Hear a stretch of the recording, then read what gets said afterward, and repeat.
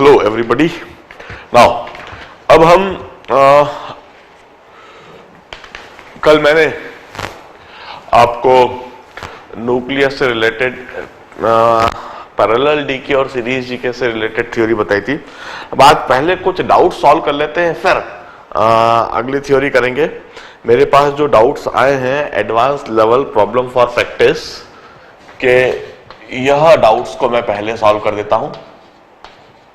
Nucleus topic में problem for practice advance level section मैंने यह करने के लिए कहा था, और इसके आज जो मैं प्रॉब्लम सॉल्व करूंगा 3rd, 5th, 6th, 9th, 10th, 14, 15, 16, 20, 22, 23 problems हैं इस सेक्शन में, और जो डाउट लिखवा दिए गए 1 2 3 4 5 6 7 8 9 10। ठीक है, 23 में से 10 प्रॉब्लम्स आप लोगों ने पूछ लिए हैं, मैं इन सभी को सॉल्व करता हूं। सबसे पहले let me start with problem number 3rd। Problem को बड़े ध्यान से देखते जाएं, कैसे पढ़ा जा रहा है, कैसे डेटा को ग्रैस्प करा जा रहा है, कैसे उसको सॉल्व करा जा रहा है, इसे सीखना है। The disintegration rate of certain radioactive sample at instant is dn by dt minus dn by dt किसी भी समय पर है 4750। 5 मिनट्स लेटर, मतलब इसको इनिशियल रेट बोल सकते हैं, और 5 मिनट्स लेटर 5 मिनट के बाद dn by dt is 2700 disintegration per minute dpm। 5 minutes later calculate half life. अब ये तो बहुत ही सिंपल है।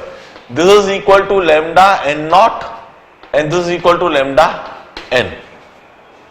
सो N naught by N, N naught by N लिखने के लिए मैं 4750 अपॉन 2700 इन दोनों इक्वेशन को डिवाइड कर देता हूं। अब मैं लैम्डा निकाल लूंगा इस बेसिस पर। लैम्डा कैसे निकलेगा? Lambda is equal to 2.303 by T log of N naught by N. इस तरीके से लैम्डा लिखा जाएगा 2.303 upon 5 log of N naught की जगह 4750 यह लैम्डा आया पर मिनट में। और इसके बाद हाफ लाइफ लिख दूंगा। T half is given by 0.693 upon lambda, और इस तरीके से यह हाफ लाइफ मिनट्स में आ जाएगा। Solve it in order to get the answer. इसे सॉल्व कर लीजिए और आपको हाफ लाइफ पर मिनट्स में, हाफ लाइफ मिनट्स में मिल जाएगी, लैम्डा की वैल्यू पर मिनट्स में मिल जाएगी। नाउ इसी के साथ मैं इसी समय दिखा रहा हूं how to solve problem number 5th। 5th problem का सॉल्यूशन भी देखेंगे। 3rd प्रॉब्लम बिल्कुल सिंपल। एक्टिविटी, इनिशियल एक्टिविटी दे रखी है, एक्टिविटी आफ्टर 5 मिनट्स दे रखी है। Initial activity is lambda N naught, final activity at 5 minutes is lambda N. N naught by N आ गया, और एन नॉट बाय एन को हमने इस एक्सप्रेशन में सब्स्टिट्यूट कर दिया। It involve application of this formula and this formula.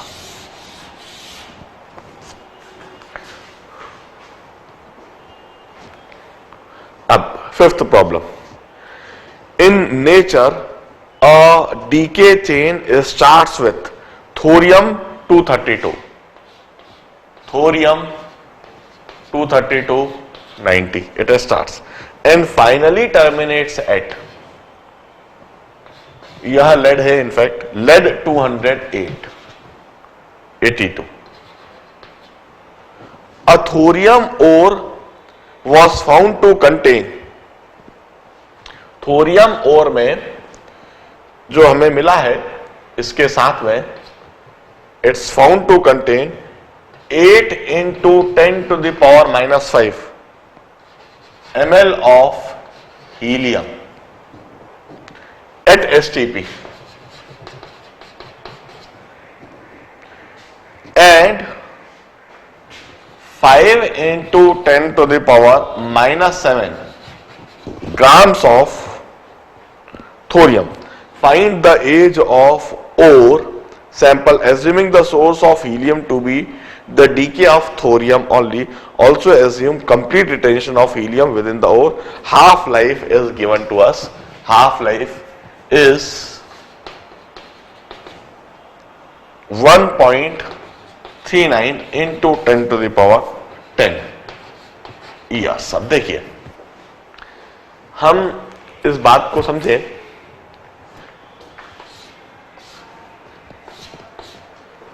कोई थोरियम ओर है, it's the problem is based over the concept of ageing और डेटिंग. हमें एज ऑफ मिनरल निकालना है, हाफ लाइफ दे रखा है, इससे हमें डीके कांस्टेंट मिल जाएगा.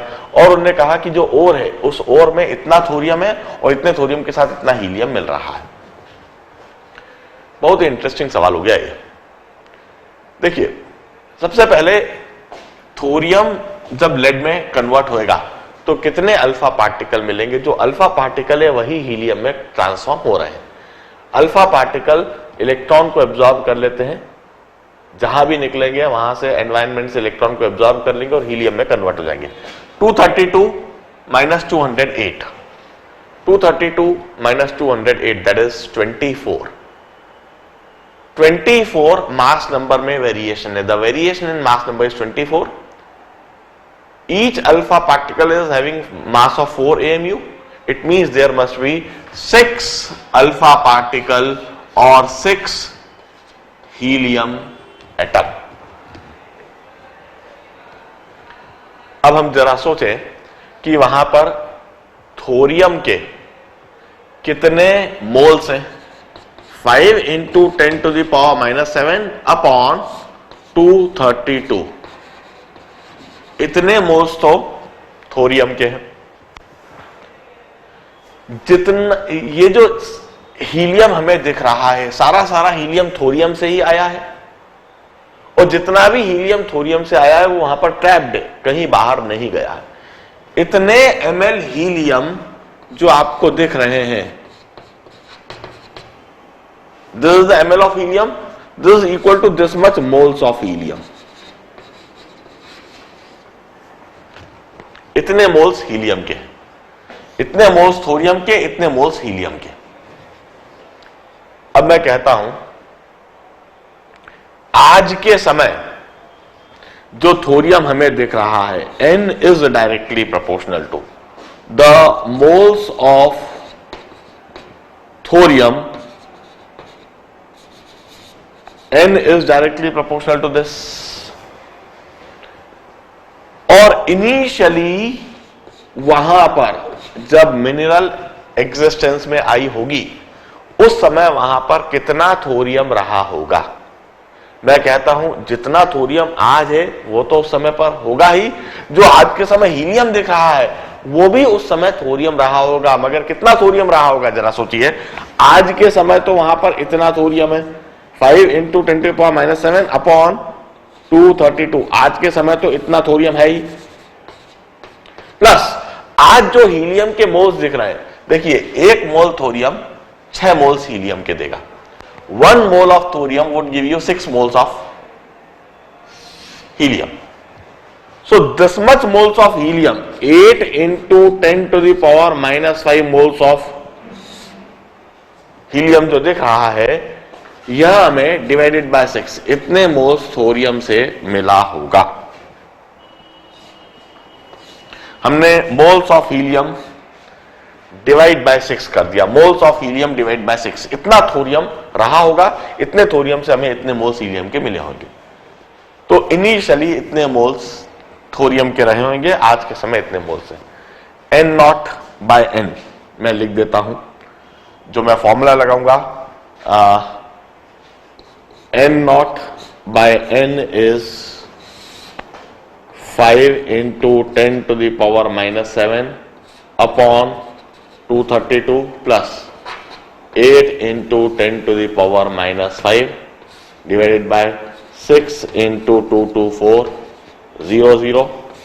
This is n naught and n is 5 into 10 to the power minus 7 divided by 232. This is n naught by n. The value of lambda is 0.693 divided by 1.39 into 10 to the power 10 per years. और अब हम यह formula लगा देंगे, age of mineral is 2.303 upon lambda into log of n naught by n, और इससे as of mineral years में आ जाएगी. लैम्डा की वैल्यू यह सब्स्टिट्यूट कर दीजिए, n नॉट बाय n के लिए एक्सप्रेशन लिख रखा है, इसे सॉल्व कीजिए और आपको एज ऑफ मिनरल मिल जाएगी. मैंने प्रॉब्लम को सोचने का तरीका बताया है. इस तरीके से प्रॉब्लम को सोचा जाना चाहिए, इस तरीके से सॉल्व करा जाना चाहिए. इसको सॉल्व करके देखना, आंसर लाना, आंसर वेरीफाई करना, यह टास्क आप करके देखिए इसको बड़े ध्यान से. मैं एक और बार प्रॉब्लम पढ़ के सुना देता हूं और क्या सोचा गया है वह बता देता हूं. In the natural decay of thorium, decay chain series starts with thorium and it finally ends with lead.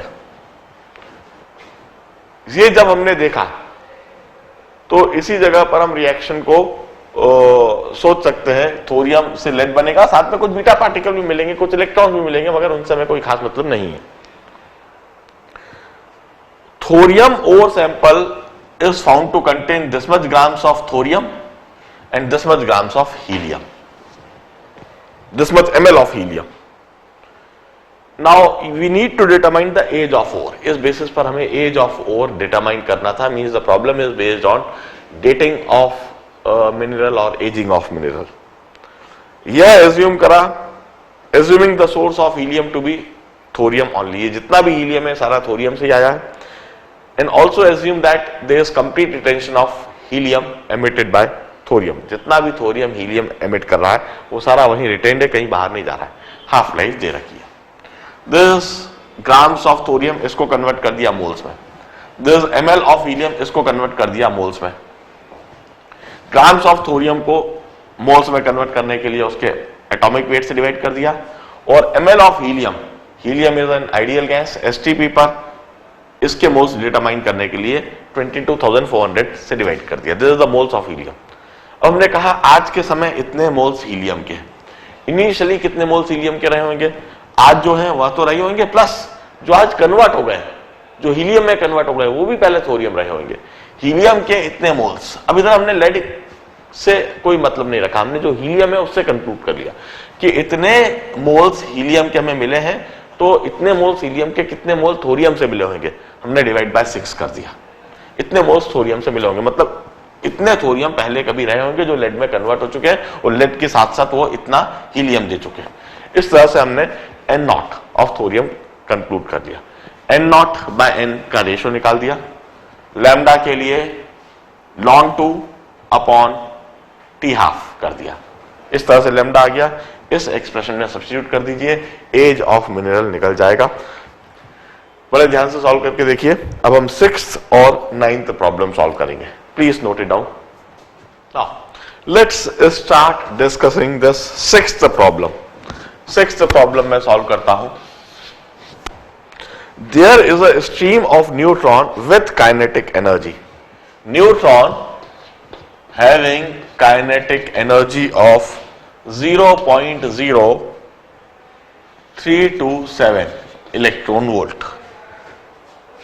If the half life of neutron is 700 seconds, इसकी half life है 700 seconds. What fraction of neutron will decay before they travel the distance of 10 kilometers? Distance 10 kilometers.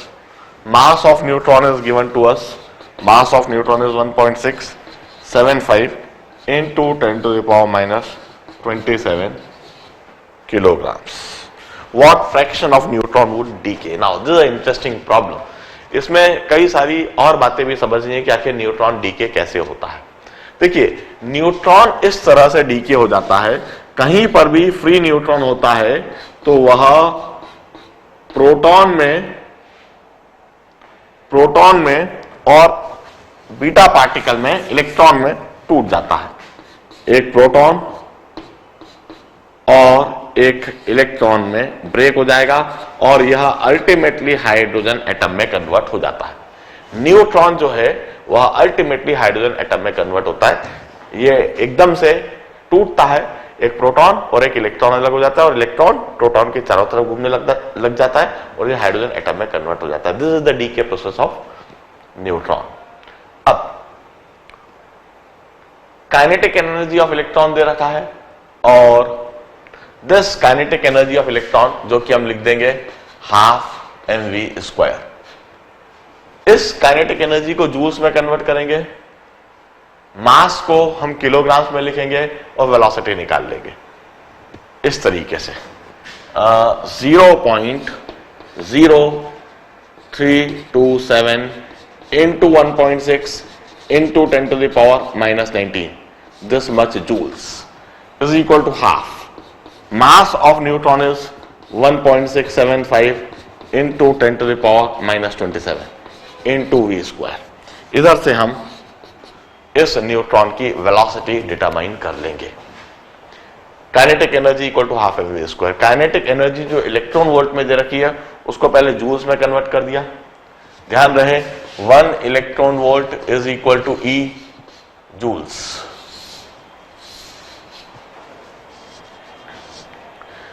और उसको half mv² से equate कर दिया, m की जगह पर मास ऑफ न्यूट्रॉन रख दिया और इस तरह से हमारी वेलोसिटी आ गई.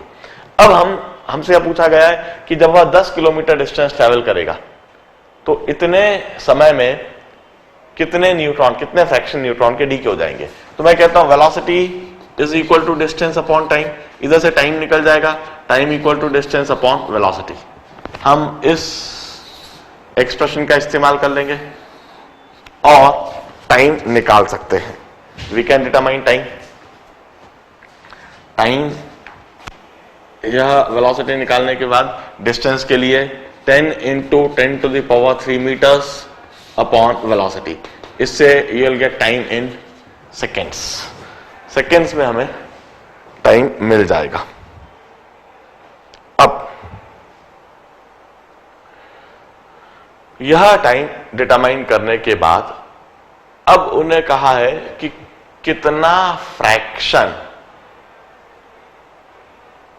न्यूट्रॉन्स डीके हो जाएंगे.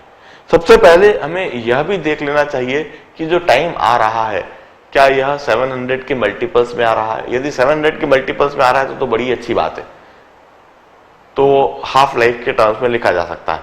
यदि वो 700 के मल्टीपल्स में नहीं आ रहा है, इन दैट केस हम पहले इसका डीके कांस्टेंट लिख देंगे. डीके कांस्टेंट है 0.693 बाय 700 पर second.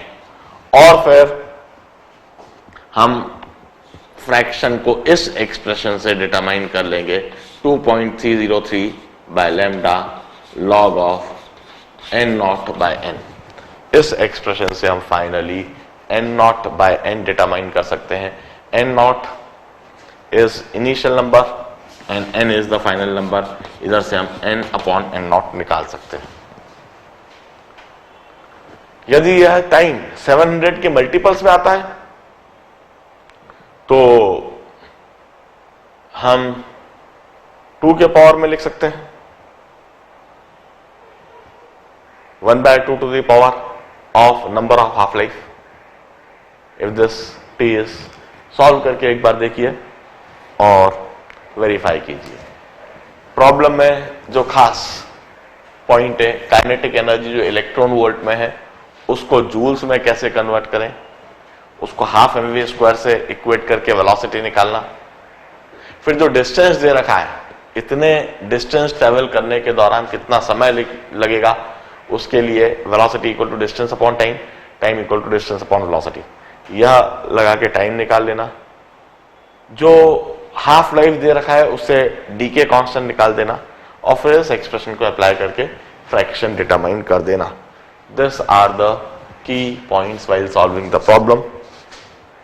Now let's start solving 9th problem. इसी समय हम 9th प्रॉब्लम भी करेंगे.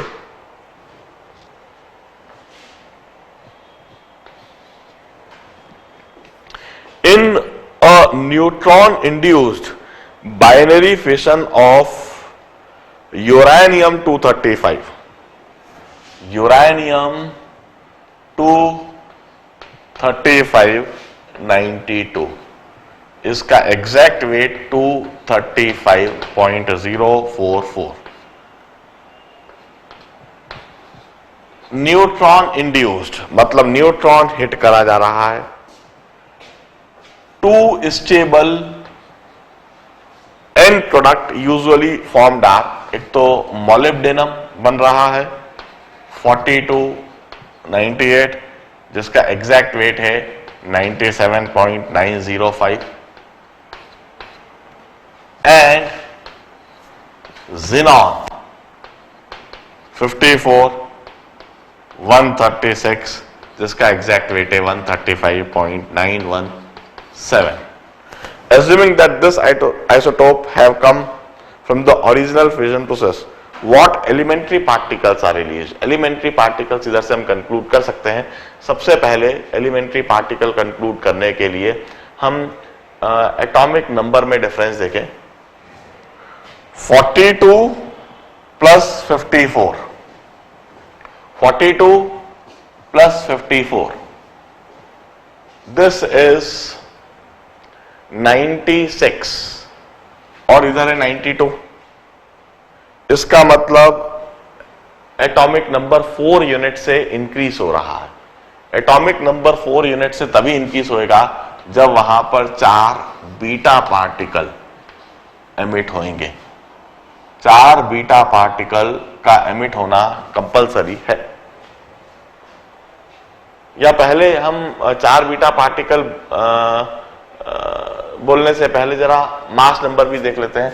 235 plus 1 236 and this 98 plus 136 that is 234. तो मास नंबर भी 4 इंच से कम है तो 2 न्यूट्रॉन भी निकल रहे होंगे. इसका मतलब साथ में 2 वहां पर न्यूट्रॉन भी होने चाहिए. These are the elementary particles that are being emitted. पक्का है.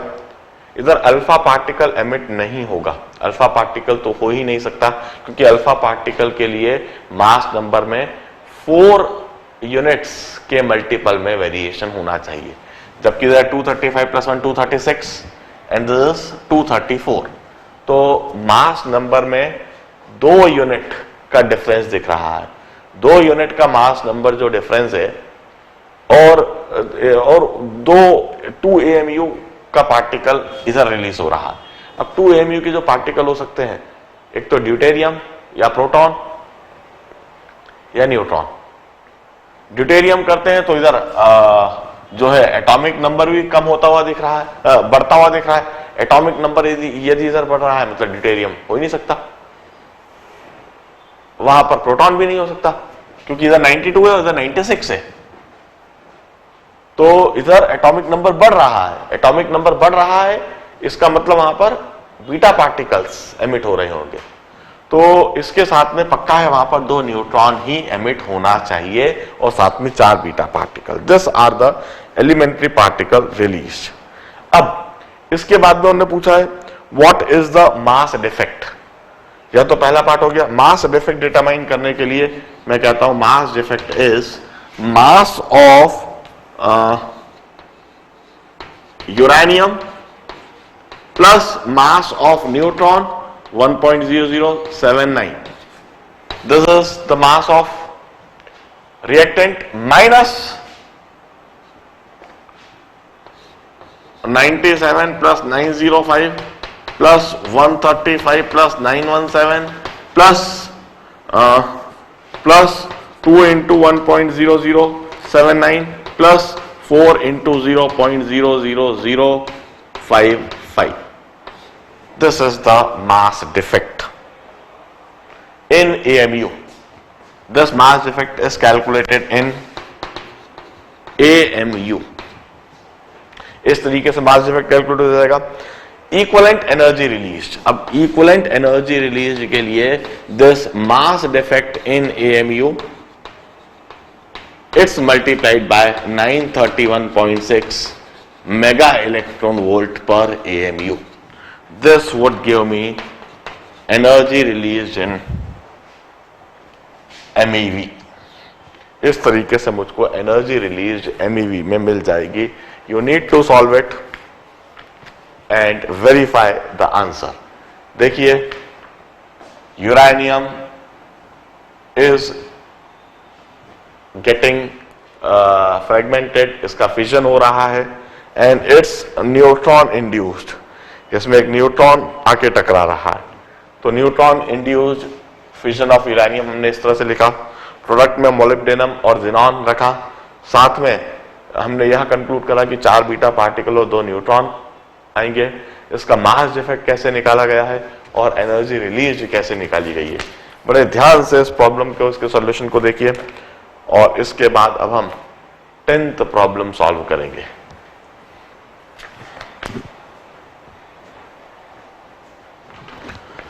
Now let's start solving. Let's start discussing this 10th problem. अब मैं 10th प्रॉब्लम समझाता हूं. On disintegration of 1 atom of uranium 235. Uranium 235 का जब डिसइंटीग्रेशन होता है, it gives energy obtained is 200 mega electron volt. यह बात मैंने थ्योरी समझाते समय कई बार कही भी है कि जो हिरोशिमा और नागासाकी पर जो एटम बम एक्सप्लोड करा था उसी की बात कर रहे हैं. उस दौरान the energy release by each nuclear is 200 mega electron volt. The power obtained in a reactor of 1000 kilowatt. यदि इसी रिएक्शन को किसी रिएक्टर में करा जाए, किसी न्यूक्लियर रिएक्टर में और न्यूक्लियर पावर प्लांट में करा जाए, तो पावर ऑब्टेन्ड और उस न्यूक्लियर रिएक्टर से हम 1000 किलोवाट पावर ऑब्टेन कर रहे हैं. Then how many atoms are disintegrated per second in the reactor. What is the decay in mass per R. वह रिएक्टर हर सेकेंड में कितने डिसइंटीग्रेशंस उसमें कराए जाने चाहिए. देखिए, मैं कहता हूं this 1000 kilowatt means 1000 into 10 to the power 3 joules per second. This much joules per second means 10 to the power 6. joules को हम कन्वर्ट कर देते हैं इलेक्ट्रॉन वोल्ट में. I divided by 1.6 into 10 to the power minus 19 electron volt per seconds. अब suppose number of disintegration per second is n. n is number of disintegration per second. तो एक disintegration से जो energy release होती है वहां 200 mega electron volt. सो n into 200 mega को मैं कन्वर्ट कर देता हूं 10 to the power 6 electron volt. This is electron volt. n is number of disintegration per second और यही हमसे पूछा गया है. So number of disintegration per second into energy release per disintegration and that is 200 mega electron volt. 200 into 10 to the power 6 electron volt. यह energy हो गई electron volt per second में. So this is equal to 10 to the power 6 upon 1.6 into 10 to the power minus 19 electron volt per second. इस तरीके से हमें n की value निकल जाएगी.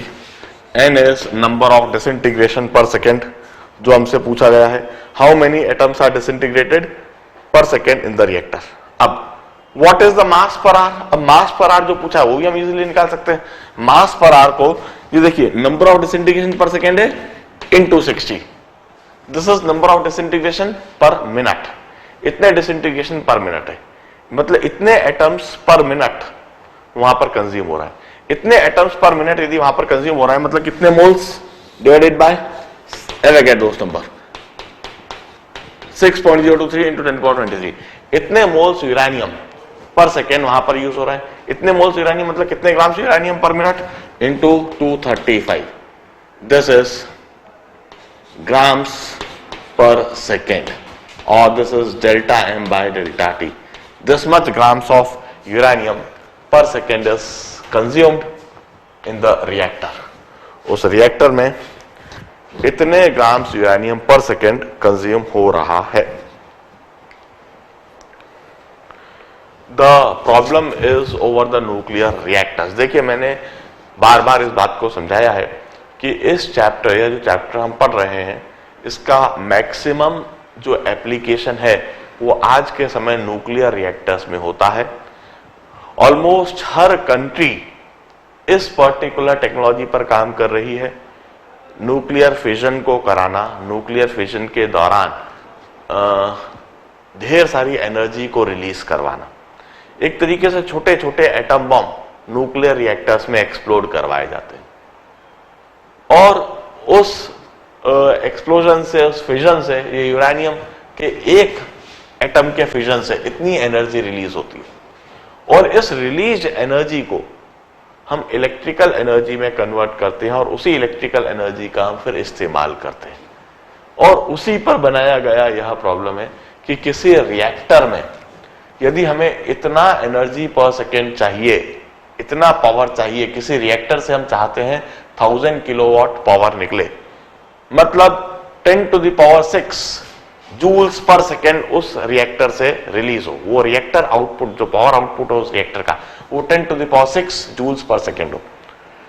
तो ऐसे रिएक्टर को बनाने के लिए हर सेकेंड में कितने यूरेनियम का डिसइंटीग्रेशन करवाना होगा, number of disintegration per second, her second में इतने यूरेनियम का डिसइंटीग्रेशन, इतने एटम यूरेनियम डिसइंटीग्रेट होना चाहिए। This is the rate of disintegration that we desire in that reactor. और यदि इस रेट से डिसइंटीग्रेशन हुआ तो हर सेकेंड, हर मिनट में हमको वहां कितना यूरेनियम डालना होगा। यदि इसी रेट से वहां यूरेनियम डिसइंटीग्रेट हो रहा है और हमें इतनी एनर्जी मिल रही है तो हर मिनट हमको इतने ग्राम यूरेनियम वहां पर डाल देना होगा। सो this is a practical problem, industrial based problem, जो इस चैप्टर का एक्चुअली जो उपयोग होता है और वहां पर इस तरह के कैलकुलेशंस करे जाते हैं और इस रेट से रिएक्टर के अंदर यूरेनियम इनपुट इंजेक्ट करा जाता है और वो टूटता रहता है, उसका फिजन होता रहता है, उससे एनर्जी रिलीज होती रहती है, उसको इलेक्ट्रिकल एनर्जी में कन्वर्ट करके उसको बाहर निकाला जाता है। अब 14th problem, 14th problem is based over nuclear fusion. The source of energy within the sun is proton-proton cycle. इस तरह से 4 प्रोटॉन को कंबाइन करके हीलियम बनाया जा रहा है plus Q. The power output of sun, power output of sun is 3.9 into 10⁻26 watt. At what rate is hydrogen being consumed in the core of sun? Mass of hydrogen and mass of helium is given to us. Mass of hydrogen and mass of helium is given to us. किस rate से hydrogen consume हो रही है? देखिए, सबसे पहले हम इस रिएक्शन को कंप्लीट करते हैं। 4 hydrogen combined to give you 2 helium plus 2 positron.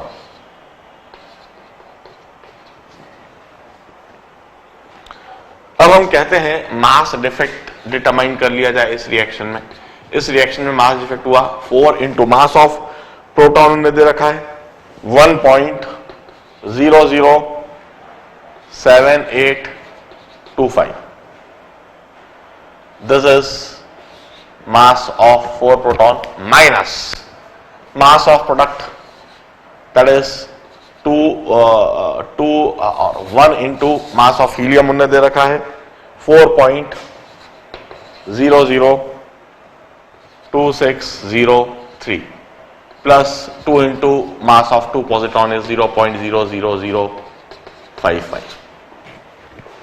इस तरीके से हमने मास डिफेक्ट AMU में निकाल लिया।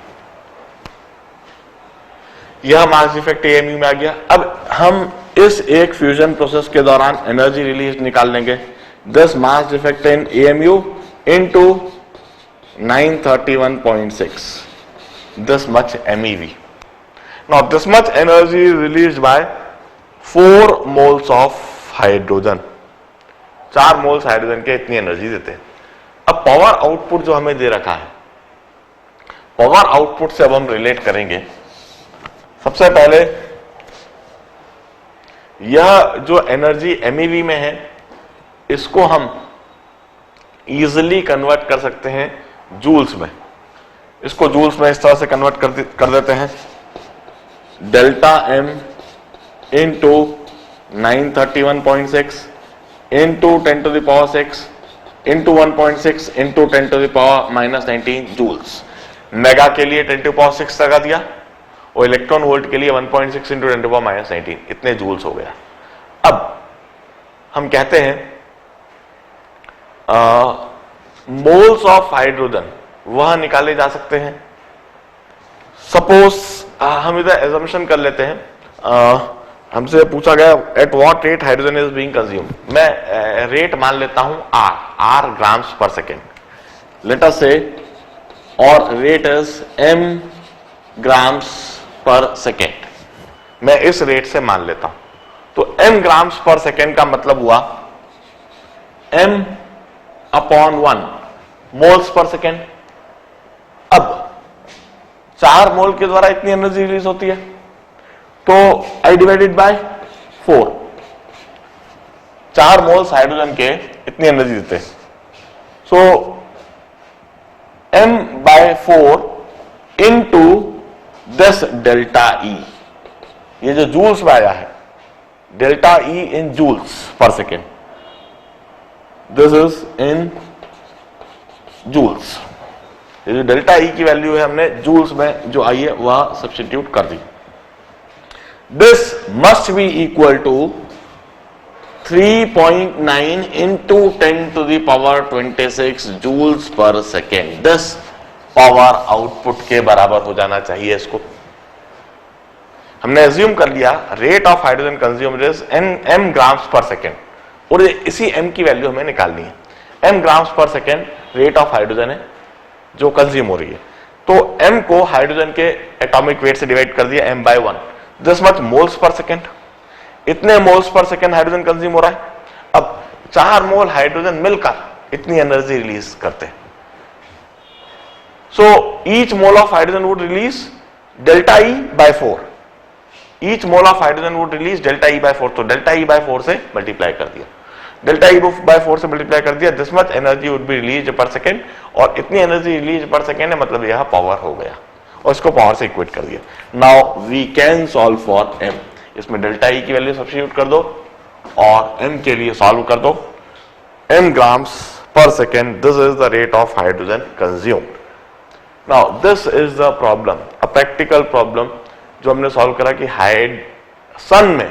सन जो हमें ढेर सारी एनर्जी दे रहा है, और वह यदि इस फ्यूजन रिएक्शन के द्वारा दे रहा है, तो सन हर सेकंड में इतने ग्राम्स हाइड्रोजन अपनी बर्न कर रहा है, इतने ग्राम हाइड्रोजन अपनी कंज्यूम कर रहा है, और इतने ग्राम हाइड्रोजन को कंज्यूम करके वह इस रेट से एनर्जी रेडिएट कर पा रहा है, और पूरे यूनिवर्स को, मतलब हमारे पूरे सोलार सिस्टम को एनर्जी प्रोवाइड कर रहा है। So try to understand this problem. इस प्रॉब्लम को सॉल्व करने का तरीका सीखे। Now let's move on to 15th problem. Please note down the solution of the 2 problems.